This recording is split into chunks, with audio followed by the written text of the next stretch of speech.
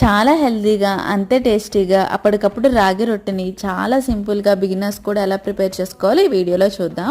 ముందుగా ఒక కప్పు రాగి పిండిలో సన్నగా తరిగిన ఉల్లిపాయలు, పచ్చిమిరపకాయలు, అలాగే తురుముకున్నటువంటి బీట్రూట్ని ఇందులో యాడ్ చేసుకున్నాను. మీరు కావాలంటే క్యారెట్ని కూడా వేసుకోవచ్చు లేదా స్కిప్ చేయొచ్చు. కొద్దిగా కరివేపాకు, లైట్గా సాల్ట్ని యాడ్ చేసుకుని బాగా మిక్స్ చేసుకోవాలి.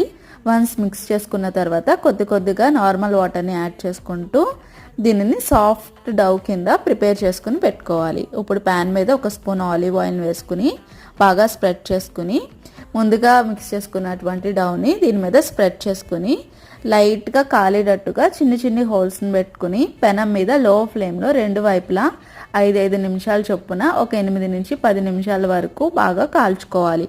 అంతే, చాలా సింపుల్గా అయిపోతుంది. ఐరన్, కాల్షియం అలాగే ఫైబర్ ఎక్కువగా ఉంటుంది. మీ డైట్లో ఈ రొట్టెని ఇంక్లూడ్ చేసుకోవచ్చు. నచ్చితే లైక్ చేయండి.